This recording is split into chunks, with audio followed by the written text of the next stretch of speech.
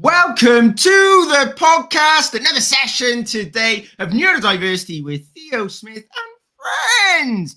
We have an amazing guest today, and there's a couple of reasons why we have an incredible guest. One, Mike is my cousin. I didn't know whether I was going to mention that, but I have to mention it. There's a connection in terms of our experiences. Both of us, I guess, have been going on separate journeys, and those journeys have collided at a wedding, in fact. Where we started to look at our family history and probably see that there's a lot of ND in our family, which is not unusual. So, Mike, I just want to have a real pleasure to have you on the podcast today and to talk to you about your experiences and to share it with the world. Do you just want to let people know who you are, what you do, what you're about? A nice intro. Hi, Theo. I'm very grateful to be here. It's a big pleasure, big honor. I am Mike Plunkett. My pronouns are he, him. And I have been photographing weddings for 13 years now. And I've been full-time with it. It was sort of like a sideline at first. Well, it started out as a hobby, and then it was a bit of a sideline business for a few years. And then I just got really busy with it. And then maybe about 8 years ago, I ditched the day job and I went full time with weddings. And sort of recently, I've always shot like random other things as well. You know, the odd portrait shoot and family thing and just whatever people would ask me. But I've just like focused on weddings. Until recently, I've started to sort of diversify a little bit and really enjoying doing some other bits and bobs. But yeah, that's pretty much what I do. I'm self-employed now, mostly doing photography. So yeah. Love it. And so interesting is photography's not been the thing that you've done all your life, right? You mentioned you dropped into it from another job, which is, you know, I've moved around a few different industries and jobs, and maybe we'll get into a bit of that later. But you're always been creative, right? You were musically, you're incredible. I always remember when we were younger, you were like always on the piano, creating music, playing. You're a fantastic musician, and then you've shifted that wonderful creativity into photography. So this has been a line in your, I guess, in your interest in, I guess, that area of the industry, in people, in music, in entertainment. This has been somewhere you've been, I guess, most of your life, right? Yes, yeah. Well, yes and no, because I do believe that neurodiversity was a barrier for me to kind of follow the trajectory of music in the beginning. I was identified as being very gifted when I was younger. But typical ADHD, I was getting to grade 3 on one instrument and just moving on to the next. And I played flute, the E-flat tenor horn, I had bass guitar lessons, electric guitar lessons, singing lessons, piano lessons. I learned how to produce on a computer at school. You know, I did all these things, which gave me really good grounding and some good production skills. But I was like not following through, you know, to kind of get to any sort of like expert level in any one of those things. But I was, you know, seen as being very gifted. But I wasn't very good at anything else that wasn't music or drama. I came out of high school with music and drama, and that was it. But I still managed to get into music college after that, based on my compositions, my productions. They could see that I was talented, but you had to do an A-level in computing as well as the music technology course. And I sat through one lesson.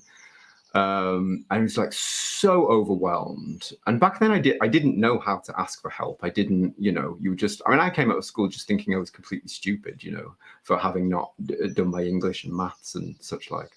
And to be honest, I was a little bit bored with what we started off with in the music lessons in the music technology course, because I'd done some of that at school, because I'd been very fortunate that school had that as a thing as well. My high school. So those two things combined, I just dropped out of music college within a week. Like I couldn't cope with it. Especially with the computing stuff. So I didn't carry on that trajectory, you know, and nobody was identifying my neurodiversity, and it wasn't conversation wasn't in my awareness then, you know. So yeah, and I got lots of customer service jobs, which, you know, I wasn't using my creativity or my skills per se, but I then sort of filled in a lot of the gaps where I was missing from the sort of like maths and English. Like I worked in banking call centers, and I had to learn really good communication skills, and you know, I got a lot of skills from doing those jobs, which I credit to, you know, why I'm good at certain things now. So it wasn't all bad, but I wasn't using my creativity, and I certainly wasn't on that trajectory of using the talents that were identified earlier on. So do you think a lot of masking was going on there then, to be able to get into those environments? And were you starting to hide that creativity, push it down, say that actually that's something I don't have the time and energy? I certainly think from my acting, it was like, it was either all in or not at all. You know, it was that kind of sense of I was doing it or I wasn't doing it. And I found that very difficult. And when I had to do jobs like you had to do, which is many of them, which is any sales, call center, whatever job you could get, right? Ultimately.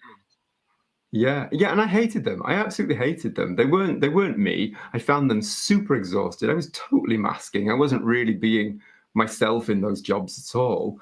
And sort of like around that time in my life, I'd taken to smoking weed. Like I was numbing a lot, you know, self-medicating as sort of reflecting on it now. But I was really numbing regularly, which sort of gives you emotional security and safety, you know, on your weekends and your evenings and whatever. But in time, it depletes your motivation, and what little motivation you have, you're spending doing this job that you're not really in. So, you know, I lived for the weekend, you know, through my 20s, and I did have sort of like my late teens, early 20s, did have a party phase in my life. A lot of young people do, you know. But yeah, I was not being fulfilled work-wise. Eventually, I had a friend who was working in a radio station, and this friend told me that there was this course that they did one night a week for 10 weeks, and you just learn about the different departments in the radio station. So I did that, and I did really well on it. And I won a prize on this course, Best Business Brain. And I got to spend the day with the managing director. And I said to the managing director at the end of the day, I said, look, I love it here. I want to work here. And he was like, oh, right, okay, let me see what I can do.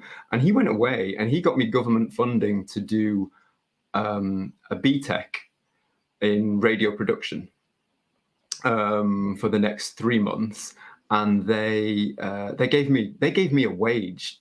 They paid me to study a BTEC, and that was brilliant. It was a fantastic scheme, and I could do all the tasks that they were asking. And like I'm interviewing some celebrities, and I'm putting together sound bites that are going on air, you know, within 10 minutes, and all this kind of stuff that's going on in the production team. But when it came to filling out the paperwork for the BTEC and referencing everything, I could not do that, you know. I didn't understand it. And again, I didn't know how to ask for help. I just felt stupid for not being able to do it. And I remember sat there needing to do it and just being so overwhelmed by it that then I would just probably just not do it, go home and smoke some weed, because I was just like so overwhelmed and like, you know, so I didn't get the BTEC qualification, which they were super disappointed by, and the people that funded it was also super disappointed by. But I had the skills, you know, and then a job came up scheduling the adverts. It was a commercial radio station, and there was always a couple of people in each station at that time that would be the go-between the sales team and the production side of things to make sure that the adverts actually get to air. And you know, it's sort of like it's a very technical job. It's not creative at all, but I was good at it. I mean, in fact, I got to the point where I could probably do it with my eyes closed eventually. And then I stuck with that job for, I don't know, 17, 18 years, a bit of a gap for traveling, various radio stations. And I ended up in a manager role, and I moved to Manchester for it. And I had one specific job in Manchester for like 8 years. It was just like comfort zone, you know. That job was not challenging in any way.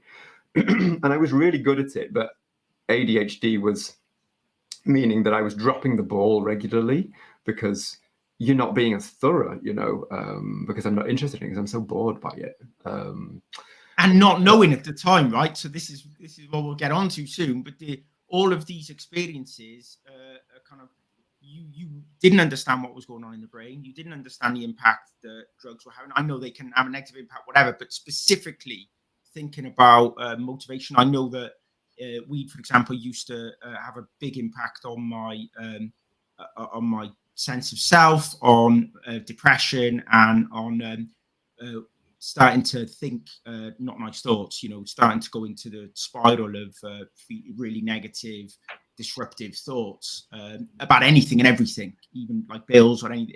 And it became overwhelming, and because of that ruminating, right, which can be really powerful. Like we were just talking before, when you want to hyper focus on something, it can be really terrible, can really have a negative impact when it's the negative thing that you ruminate about and that you can't get out of your head. That can be the thing that breaks you, right? Yeah, totally. And by the time I was in my last radio job, I was in a stable relationship by then. I had a relationship pretty much throughout my 30s. It was 12 years, that relationship.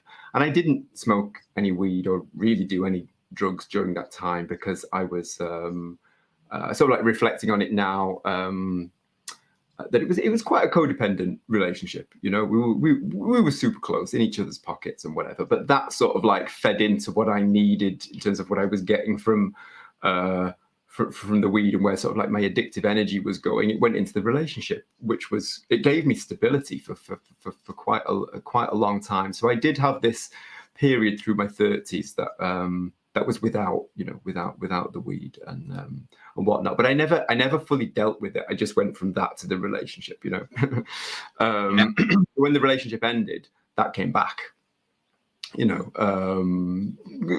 Gradually. And there were other things as well. I turned to benzos. I was doing the party drugs, but only very occasionally. And alcohol wasn't really a massive problem for me until the very end, which I'll tell you about in a bit. And when I say the very end, I mean when I went sober, because I've just crossed my first soberversary a couple of weeks ago. So yeah. Really big thing. But yeah, so in terms of work, when I sort of like the last few years in my days of commercial radio, I had I needed a creative outlet, because the music, I'd stopped doing the music, really. It felt like it wasn't going anywhere. And I wasn't, so this period in my 30s, I didn't really do any music. So I needed some sort of creative outlet. So I bought myself a camera. I was, out and about, taking pictures of friends, pictures of Manchester, that kind of thing. Had a Flickr account. That was the thing back then. That's how I learned. I'm self-taught with the photography. And I was just on Flickr all the time, just like, how have they done that? What lens did they use? And just like, learning. I think these days YouTube would probably fill that gap. Yeah. But at the time it was Flickr. And and then a friend of a friend got let down for their wedding at the last minute. And I was like, my friend was like, "Oh, Mike, you should totally go do that wedding." And I was like, "Oh, okay, yeah, I'll give that a go." I absolutely hated it. Like, just rabbit in a headlights. I'd not been to many weddings at that time. So I was like, wasn't really sure what was going on. And I'm always constantly like, how do I get that shot? And I'm just so much, so much pressure. But they were happy with the pictures. And then somebody else asked me. So I did 3 in that first year. And then the next year was like 6. And then it's like, oh, you're starting to charge by this point. And then, after a couple of years, it kind of, by the time, after my days in commercial radio, I had 3 years working at the BBC. A lot of the time that I was working in commercial radio, I wanted to work at the BBC. The BBC felt like such a, I don't know, there was just more substance to it. And because the job that I would do at the BBC wouldn't be about commercial paid for advertising. The role is to advertise the programs and the content, So it's a kind of different way of doing the same thing. And it was great. I really enjoyed my time at the BBC, but I realized that I wasn't going to progress there. I never felt fully at home. I ended up doing the minimum again, like I was doing, you know, in commercial radio, and it wasn't really fully fulfilling me. It was like fulfilling an idea that I had, but actually not my purpose or my calling, if that makes sense. But during that time, I got really busy.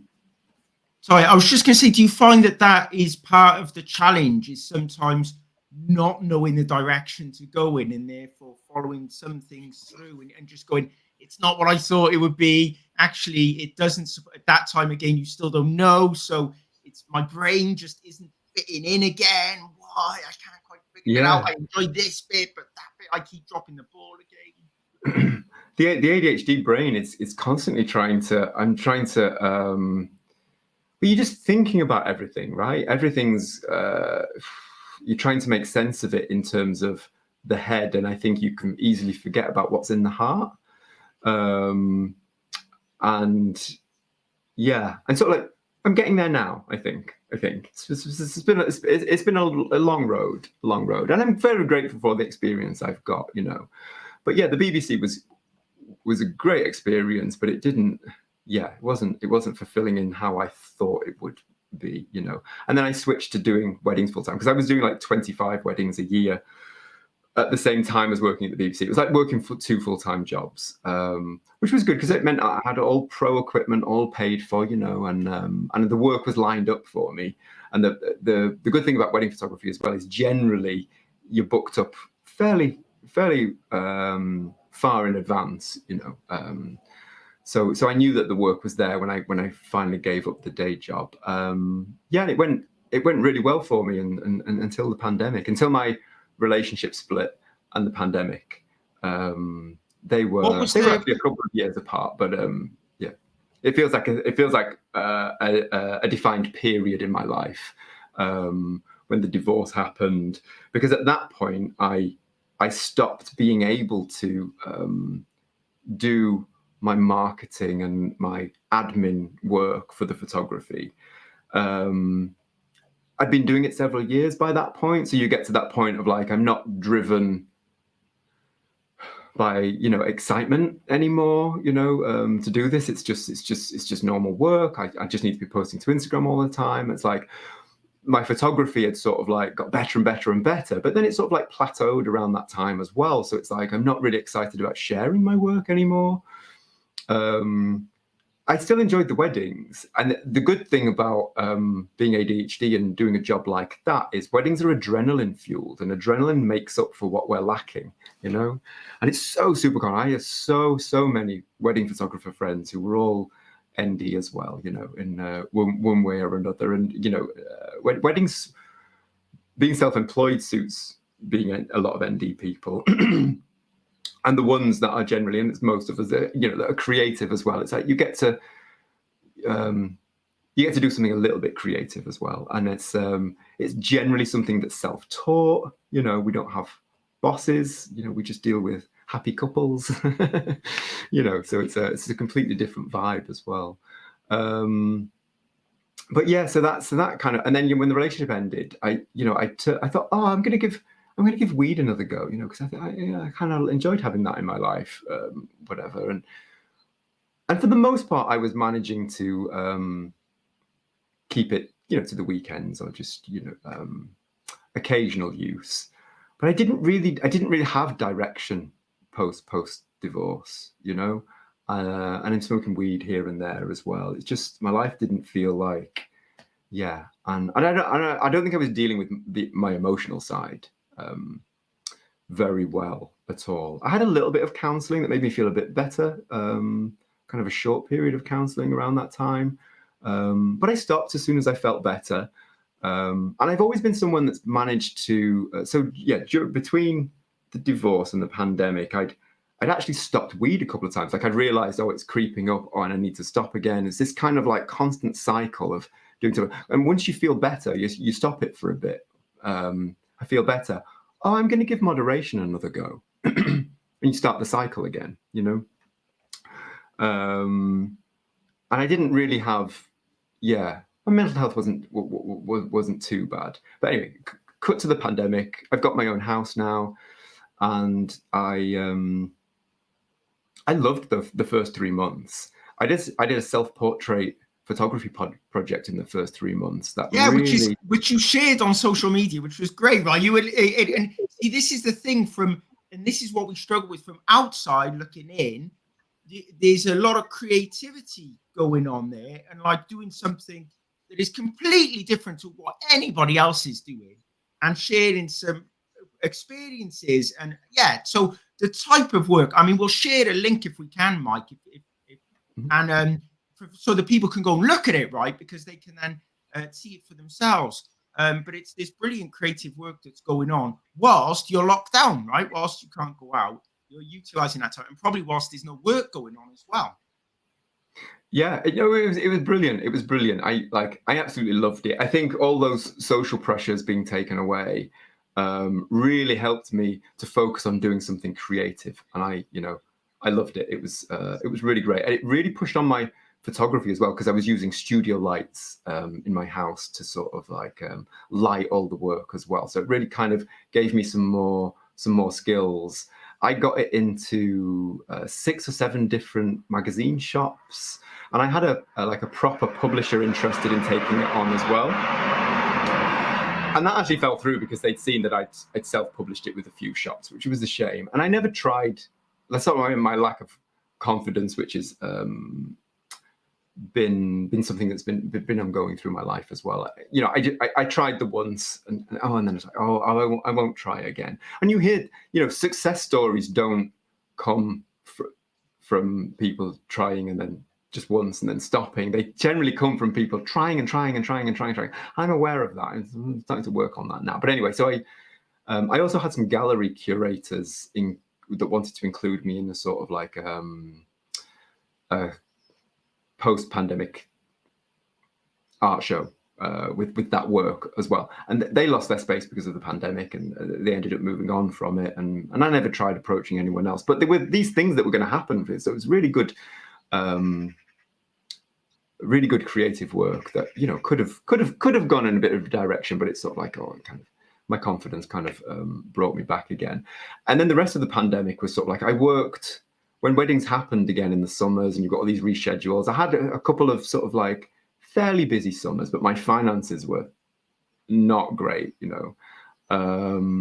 Despite getting the grants, it still wasn't quite enough, and not being great with my finances anyway, which I'm also working on now.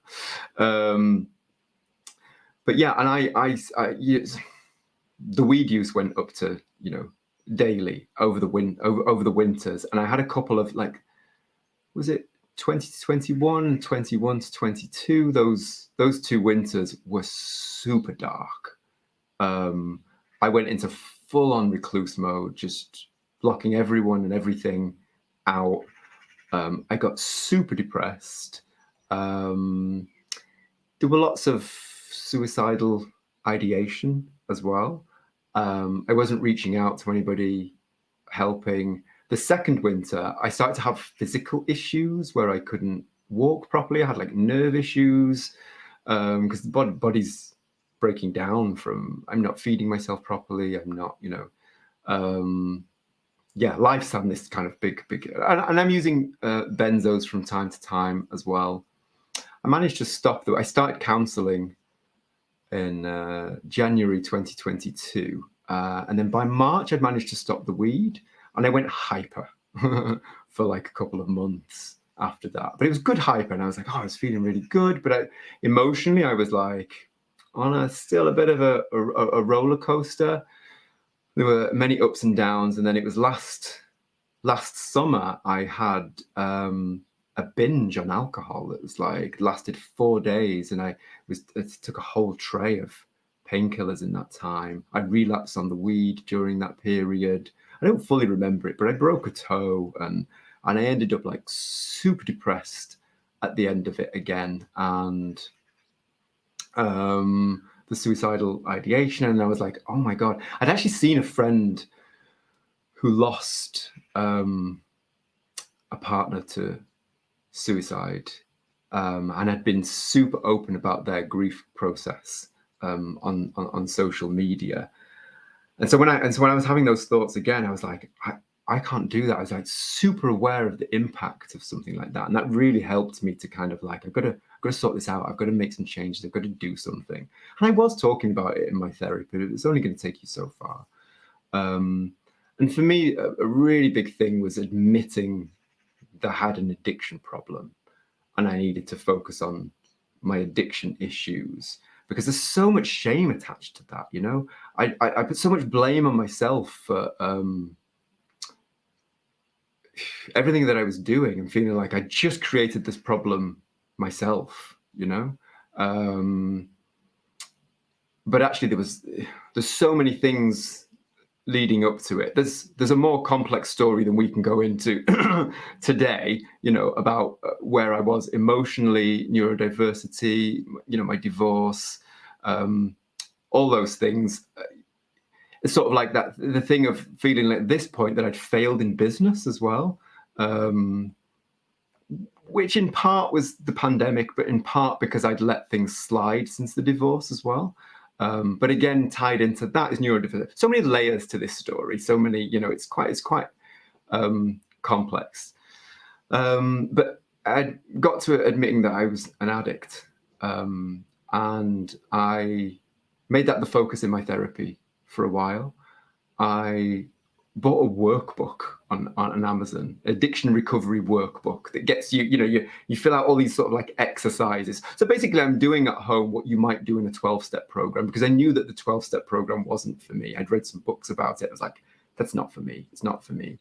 And I knew that that wasn't the only way to recover as an addict, because I'd read the book by JVN, Jonathan Van Ness. And they had gone through a process of addiction recovery as well, without a 12-step program. So I knew it was possible. And I started to search at what was available in Manchester. And I found a group called Here and Now at the LGBT Foundation in Manchester. That's for anybody at any stage of their addiction recovery process. It's just a peer-to-peer support group. So it's not really structured. And for anybody, you know, within the queer community. And I thought, oh, I'm gonna give that a go. And I've been going to that group now every week for an entire year. It has been my absolute anchor through this process, and my reminder, because I haven't relapsed once since I finally went sober last June. We're in June now, aren't we? So yeah, past the year. Yeah. June. And I, what was I going to say next? What else did I do? There's so much to this story. I'm like, well, after the joining the group and getting the support, and what was the point where you hit the wall? What was in the point where it was like, just because you started to get help, where you hit the wall, where you thought there's something else that I'm not seeing, which led on to then thinking about the brain, and that maybe there's some other connecting dots that you've not considered, because dealing with the addiction clearly was a huge thing, and then getting the support from the community sounds like that was very powerful, because you continued it on, but then this piece around the brain, when did the penny drop where you thought maybe there's something in this, and maybe that's a piece of the jigsaw puzzle that I've not considered that's going to help me move forwards? I mean, the penny drop moment was the realizing that I needed to go through this new process and phase as identifying as an addict, you know, saying it out loud. And I think that is definitely related to being neurodiverse, because I think when you've spent an entire lifetime masking, you hold on to the way you think and the way you are so tightly, you know, because what most teachers, leaders, managers have been saying to you doesn't ring true for you. So you can end up, and I know this is true for me, I can't speak for everybody, but so I ended up in a place where I'm so tightly in control of what I think and what I do, you know, doing my own thing, my own way, my thought processes. So to kind of come out of my comfort zone and admit that I need to be on this journey of discovery and being super vulnerable, you know, and that is perhaps perceived as, you know, being shameful, and you know, it's quite a negative thing, you know, which in the end has turned out like to be super positive, you know, to admit that and to be vulnerable and to go through this process has been totally what I've needed. And I've been aware throughout this process, and the penny drop was the admitting addiction is to be open, and to be open to change my own thought processes and to have them challenged, you know, and to let them evolve. It's harder for people with neurodiverse, but cognitive change is still possible, you know. And I think that was a big moment for me. Realizing that the first 3 months of being sober were really difficult.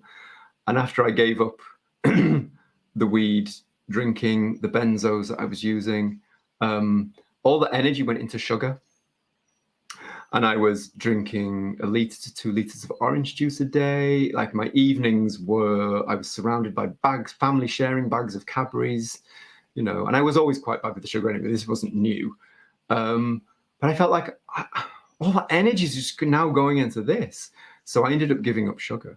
And I've always been really sensitive to caffeine. I stopped drinking caffeine as well. And I think the sugar cravings were the worst. And that gave me a focus to not think about the other things that I wasn't doing. So giving up sugar was my focus, actually, for those first 3 months. But it was really difficult. And my mood was super low. And I was going to the group, and I remember, you know, just struggling to kind of get my words out in the beginning, and just feeling really super underconfident, but knowing that I had to push through, you know, and I was fully committed to the journey, because I couldn't go back to where I was. Like, absolutely couldn't go back to where I was. And it was a 6-month process of getting my well-being good. And then, so at the back end of last year, I was exercising 6 days a week. I was meditating every day. I was feeling really good, you know, and I was way more likely to make it to my desk. But staying here or being focused, I was still really struggling to get my work done. And the overwhelm of being years behind this kind of place that I got to was not great. Yeah, it was a real barrier. And throughout this whole process, I was aware, like it was a friend that floated the idea to me that I might be ADHD. Maybe it might be like 2.5 years ago now. So I've throughout this whole process of, you know, addiction recovery and the pandemic and whatever, it was ticking away. I was getting used to the idea, because at first it's kind of like, oh, it's such a big thing, isn't it? And you don't really realize. And up until diagnosis point, I'm absolutely 100% sure, but I'm also not until you get that kind of validation from the diagnosis, you know. So that was a big turning point, and I got that in December, after being sober for 6 months. And that was part of my motivation for it as well, because I knew that the diagnosis was coming up, and I knew that I wanted to try meds by this point, because over the time of realizing that ADHD was a big issue for me, I was like, I don't want meds. But that's part of that control. That's part of that control I was talking about. Like, that's not going to work for me. I'm all right doing my own thing.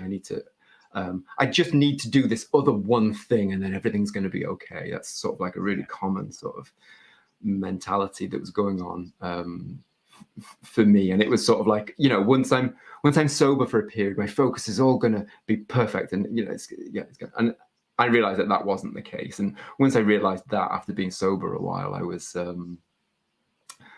no, I'd like to try meds. I'd like to, you know, I want diagnosis. I'd like to try them and see if it's going to work for me. But I was in a really good place when that happened.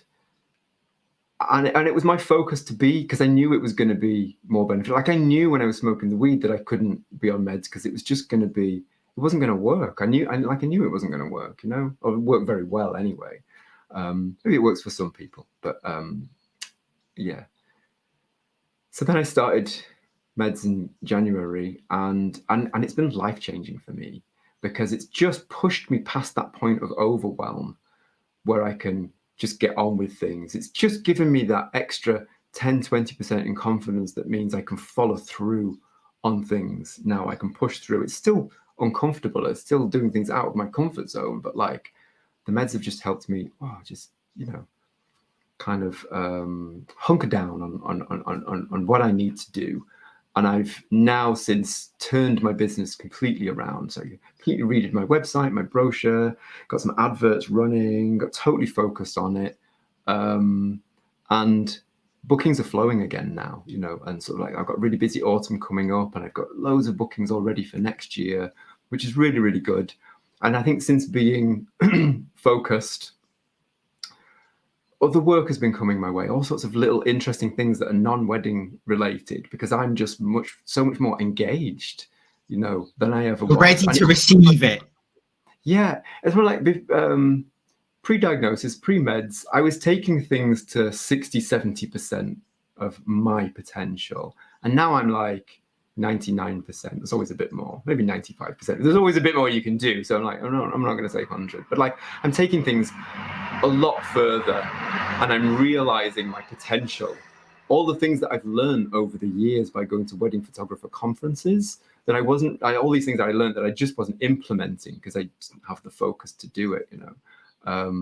I am now, and it's paying off, you know, it's paying off. And I'm starting to come back to my original love of music, which I was starting to work on during the pandemic, but now I'm like, I've done my first gig.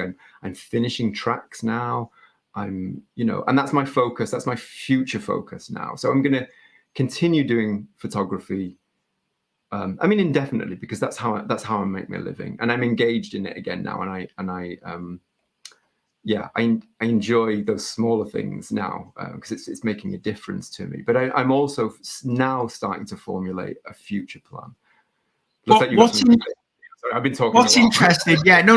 It's good. No, everything's fantastic. So there's a few things that you've been mentioning that kind of culminate to what you just said there, which is you're going to continue to do your photography because that earns you money while you focus on your interest as well, your additional interest, because you're an exceptional photographer. So like that is a skill that you have there, that you can that other people can benefit from your incredible work, right? But what made me think is this thing around a lot of people, and especially if we think about the ND community, know they want to do something different. They want to change their lives. They want to change what's happening, but then they put it off, right? And that may be stopping smoking weed.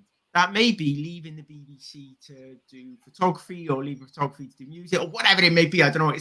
It's always like it's the overwhelm, as you described it, that kind of stops you stepping over the line. Somebody described it the other day on a podcast I did as your floor becoming your ceiling, which I thought was great. You don't step over the line, so your floor becomes your ceiling, which means you never get anywhere near your potential because you just can't get beyond the floor. And it's like what you're saying there is one that the drugs are helping you just get beyond your ceiling, the floor in that instance, and just start stuff where perhaps you couldn't before. But also, I think that there's a lesson in there for people who are listening who really want to shift their focus, and that is you got to shift it before you want to properly start it. So your photography business was up and running before you left the BBC, right? Your music production, whatever you end up wanting to do with that, right? You're a successful photographer, and however you want to define it, you are, right? And we can put different values against that, but you have skill and ability, and therefore success is on that basis. And then there's the monetary success that will come through the business now flooding in because you're wide open to it. But I think for other people out there, I think it's a really important lesson that, like, you have to be ready to receive right? And therefore you have to do something to get yourself in a position to receive. That's either psychologically, to receive advice from people. If you're not at a place where you've taken the steps to listen, you can't heed it. If you've not taken the steps to be able to do that new thing you want to do, you're not going to do it. You're not going to get there. And I think many of the things that you've shared with us are about taking these steps over here rather than thinking, tomorrow I will just be able to do that wonderful thing. You may have the ability, the skill, the aptitude, the whatever else, but you still have this ceiling, which is your floor. I just wanted to kind of wrap that up because I think this is the sense and feeling I'm getting from this journey, and it resonates so well with me. So let's talk a little bit about, Mike, about as we finish up now. I want to talk about some of the wonderful things you've done around, like, slowing your life down and just being able to connect again with Mike, body, soul. Because even we were talking about it earlier, but meditation, medication can be difficult for some people who are ADHD. Again, probably because getting into that state of calm is when the brain, they've been so used to feeding the brain, can be a challenge. So just talk to us a little bit about those things that you now do to bring calm to your life so that you can reconnect with your mind, body, and soul. Yeah, I mean, meditation is something that I've done on and off for many years. Yoga came into my life in around 2018, and there's a meditative element to that as well. But at the point that I went sober, I started to meditate daily.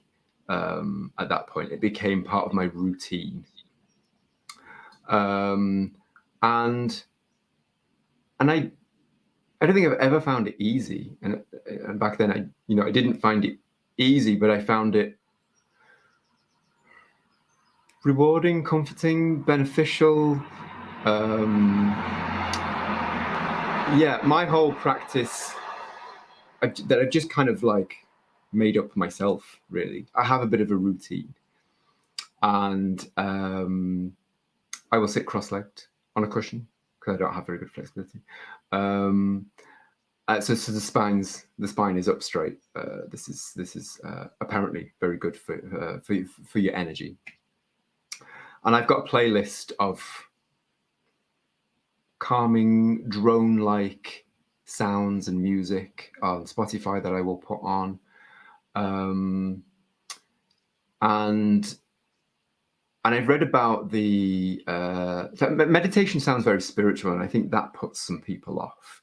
But if you're not spiritual and you're very science-minded, then people can look up NSDR, non-sleep deep rest. And this is the science community's way of sort of defining the benefits of meditation, really. And I think in short, that's about zoning out. So that space that there's a sort of how best to describe it.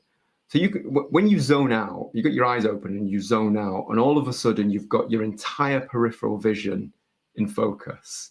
Like, I'm not looking at any one thing, but I can take in the entire scene.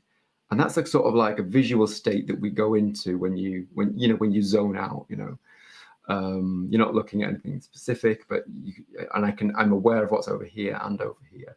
That same state you can do with your eyes closed as well. So you do it with your eyes open and kind of get used to it. And research tells us that going into this state for 13 minutes a day is really beneficial for all sorts of physical and mental thing. Your focus, keeping calm, regulating your emotions, your amygdala, which would be the thing that would be going crazy with anxiety. If you've got a lot of anxiety and that kind of thing, it helps that calm down as well. That's the kind of science side of it, and I do take that into consideration about like the zoning out as much as possible. but that doesn't necessarily stop the monkey mind, the thoughts that are triggering off, as you described it before, the popcorn. This is going off all the time. So there are other things I do, and when I sit down to my meditations, I almost let my mind do some work in the beginning. I'm not like sitting there and like, okay, we've just got to switch it off, and it's like, so I'll do gratitude, because there is research tells us that this is really good for mind and motivation and positivity. It almost flips. It can help flip somebody that's in a bit of a negative cycle with the mind, is to start thinking about the things that you're grateful for. So I'll be like 4, and it doesn't need to be a lot. So 4 or 5 things, and it can be whoever or whatever, If you don't have anybody in your life that you're happy with right now, then maybe there's an inanimate object that you're grateful for that's in your life, then start there. The goal is to end up being thankful for even the people that potentially upset you, because they're potentially giving you lessons. There's things you can learn from that. I'm sort of maybe getting to that stage now, but in the beginning, it's just whatever. What am I grateful for? I'm very grateful very regularly for my cats. Because they provide me so much comfort, and through the corner. Hello. Cute poodle. Roxy, yeah, she just happened to walk in when you said, I'm grateful for my cat. She's like, wait a minute, I'm getting some action. I'm coming in. But the cats are nowhere to be seen. They're already sleeping somewhere. So I do gratitude, and then I check in with myself. Checking in with myself and just sitting with my emotions was also a massive turning point for me when I went sober, and how I learned to just not need anything and just deal with everything that came up, is to be able to sit with your emotions, not to fight it. Like, if you don't like the fact that you feel anxious, then you are adding a second layer on top of your anxiety, fighting it. There's a resistance there, and you're in control of that resistance, that second layer. You're perhaps not in control of the anxiety,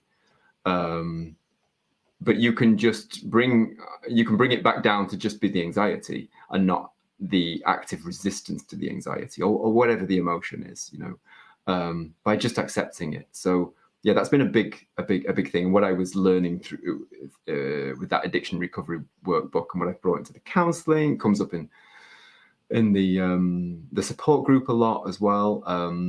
So that would be and even if I'm feeling good, I will still check in with myself during my meditation. So it's gratitude, and then a check in with myself. What am I feeling at the moment? And also, that's not just in my meditation, but like across my entire week, my entire day. If I'm feeling something comes up, I'm like, oh, hello, what is this? You're welcome here. And I will stop and think about it. I won't resist it. I won't follow it. I will acknowledge it, and I will think about it. This has been a huge change for me, emotionally, because I still get all sorts of emotions come up. It's not like I've suddenly become. I'm still human, and I'm still neurodiverse, so I still overthink all sorts. Dating for me, it's difficult. It's really difficult. What's going on in here? But I'm getting a lot better at sort of like acknowledging it, accepting that, and working with it. Part of what I've done over the last year is developing a strong counter voice, the metacognition. So when something is persevering, that's not helpful, it's not serving me, perhaps it's negative, perhaps it's just an old pattern. It's like, well, this counter voice is coming in and being a bit kind and explaining, and or just giving something a bit more positive there. And that takes work, just like the meditation takes work. So beyond the checking in with myself and letting myself think about where I am at the moment, and letting the counter voice do a bit of work on that, it's a bit of self-counseling almost, just in those first few moments. And then I'll just try to get to a peace state, And sometimes it's really not easy because you've got those popcorn thoughts going off, you know. But over time, you might only start with like a couple of minutes of doing this because it might be too much for you in the beginning, you know. But research says that 13 minutes is the sweet spot for. I got all that information from the Andrew Huberman podcast, which is a bit more science focused on that kind of thing. I've listened to a few of those, which have been really helpful for me to learn about being ND and you know dopamine stabilization and you know that kind of thing. So it's about just keep coming back to the meditation, and there are several things that you can do and that I do. So I've got the music playing, and actively listening to the music, the thinking about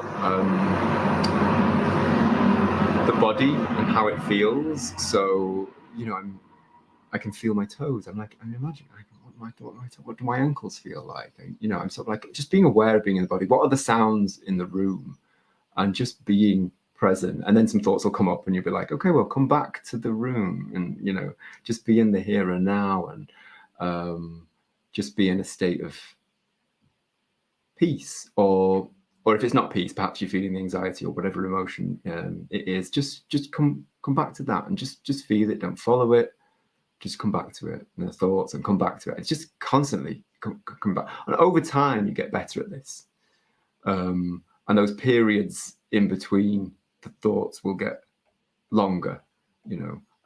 But you've got to practice it. You've got to work at it. It's not easy. And I think, as you were saying before, I think it takes a few sort of hurdles to even get to that point that you're accepting of doing this, you know, about accepting something new, about accepting that you're capable of cognitive change. When you've spent when you get a diagnosis at 44, like me, I've spent an entire lifetime almost masking and being so tightly in control of what's going on in here, you know, that it's you know, suddenly you get to this point, well, actually, where I want to get to in life, and I want to be somewhere more positive, is going to require some big changes, you know, in my thought processes, you know, not for things to happen to me, or you know, but for just me to think in a different way, you know. So it's so there's that as well. And it's been working really well for me doing the meditation. I can't always do it. I haven't been super consistent. I'm just coming back into a period of doing it very regularly now, and I've just about to finish a 6-week course in. I've been doing one-to-ones in conscious connected breathing sessions that I've been doing with somebody that facilitates that and also does sound therapy. So there's a sound therapy element to these sessions as well. And since doing that, just to briefly explain, conscious connected breathing, you might do mouth breathing. It's kind of circular. You do it for like 40 minutes, but with a guide, and the kind of state that it induces is super meditative. Like, I had some really big emotional releases from doing it. And I've had some really great visualizations and all sorts of, really amazing, quite spiritual stuff come up with that. And it's not spiritual for everyone, but it might be just the emotional release, so it might help you physically or whatever. It might be just relaxing because of the sound element to it as well, you know. But it's been really, really great for me. And since I've been doing this, my meditations I'm going into it quicker, I'm going deeper, and whereas I might be getting a bit sort of tetchy at 9-10 minutes and wanting to get back to the stuff that I've got on. Just recently, I'm sort of like getting to that point, or my phone alarm might go off telling me you're up to your 13 minutes. And I go, no, I'm not done. I want to do some more, you know. So this has been really new, and after a year of doing the meditation quite consistently, so it's taken a long time to get to this place. But I'm very happy I've pushed through, you know. I think being ND for me, one thing is needing constant reminders of slow and steady, you know. It's very easy to want everything all at once and now and for quick fixes, you know.